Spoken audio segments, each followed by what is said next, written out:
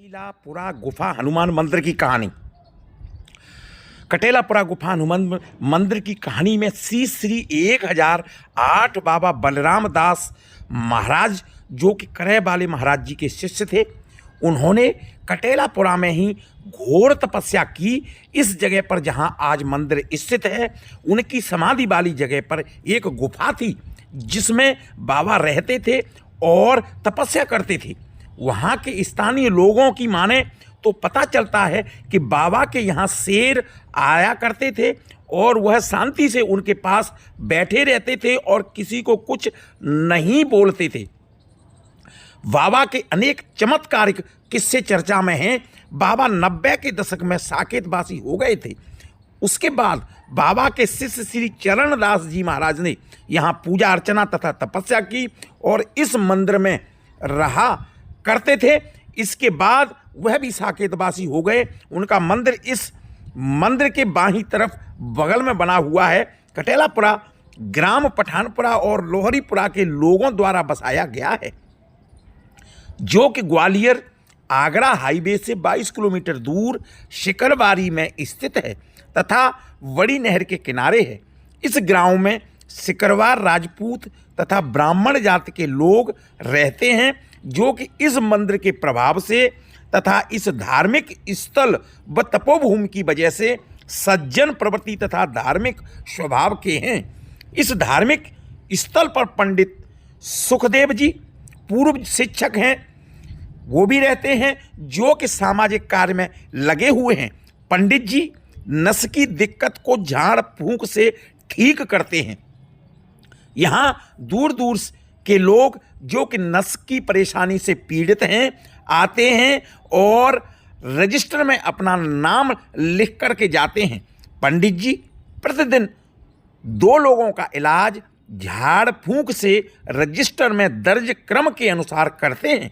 इस कार्य के लिए पंडित जी बहुत प्रसिद्ध हैं और यह कार्य निःशुल्क सेवा भाव से पंडित जी के द्वारा किया जाता है, जो कि सनातन धर्म के लिए एक बड़ा प्रशंसनीय। आज हम कटेलापुरा गुफा मंदिर में उपस्थित हैं।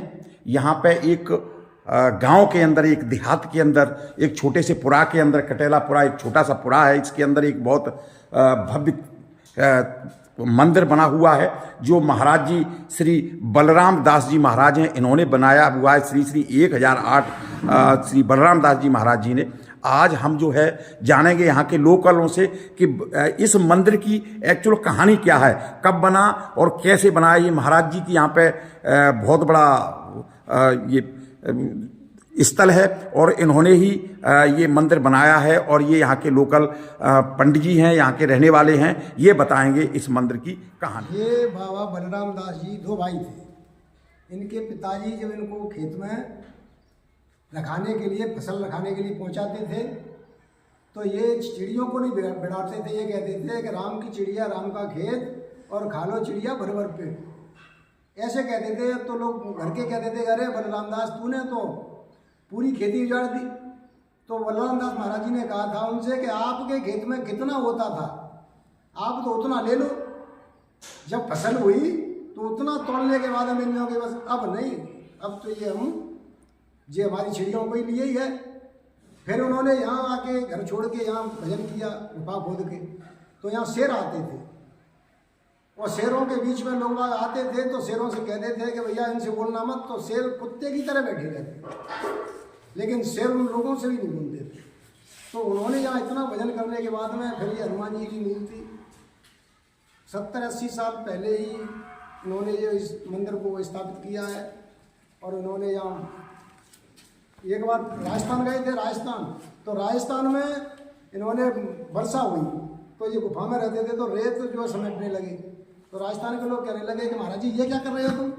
मैंने कहा भैया हमारे वहाँ पानी बरस रहा है, तो मेरी गुफा में पानी आ रहा है, तो उस पानी को रोक रहा हूँ मैं। तो उन्होंने देखा रहे कि बाबा जी कैसे है कि बताओ यहाँ रेत समेट रहे हो पानी गुफा में। तो वहाँ के लोगों ने यकीन न करते हुए वो वहाँ आए, उन्होंने यहाँ देखा वास्तव में, तो पार बंधे रही और पानी बिल्कुल उससे तो गुफा में पानी रुक गया। ये बाबा की कहानी है। बाबा की चमत्कार थे।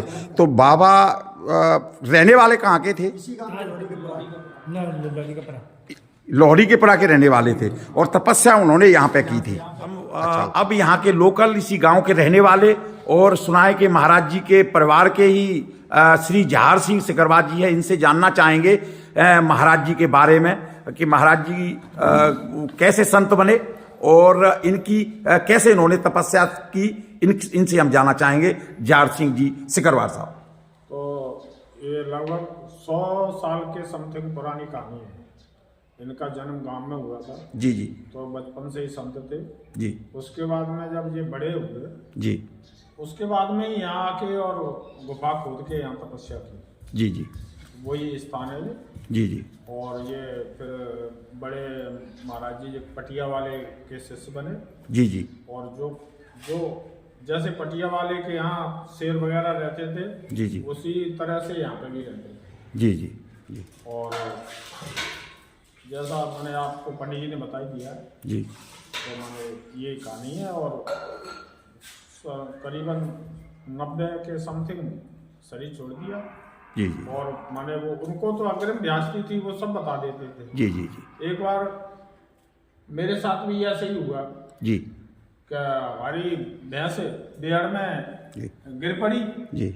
और मैं यहाँ से भैंस के पास गया तो भैंस उठ नहीं पा रही थी वो। जी। तो मैंने रामेश चाचा को ले जाके और मैंने कि रामेश चाचा अपन को क्या करें, अपने में बस की तो बात नहीं है। तो रामेश चाचा बोले कि अरे रुकेंगे काहे के लिए, बाबा बैठे तो हैं, बाबा अपने आप रखवाली करेंगे। तो मैंने वहाँ ककरा ले चारों तरफ डाल दिए। जी। अब भैंस को 2-3 दिन हो गए। अब भैंस तो मर गई सवेरा, लेकिन उसको कोई खाया नहीं। जी। तो फिर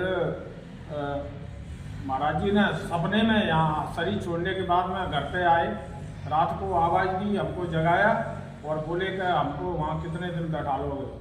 तो बाहर आए तो मैंने बाबा थे नहीं, बाबा तो मर ही चुके थे। जी जी। तो अनेक इस तरह की बाबा की चमत्कारिक कहानियां हैं। तो फिर हम वहाँ पे गए, गलती मानी, महाराज जी को कहा कि भैया महाराज जी गलती हो गई, आप अपने स्थान पर पहुँचो। फिर दूसरे दिन भैंस को मैंने जानवर खा गए। जी जी, बहुत बहुत धन्यवाद आपका जो आपने महाराज जी के बारे में बताया। मंदिर की झलक जो आप देख रहे हैं, साथ में बाबा चरणदास जी महाराज का मंदिर और उसकी एक झलक, इसके साथ ही ये मंदिर जो महाराज जी ने बनवाया था तकरीबन 100 साल पूर्व। ले लो।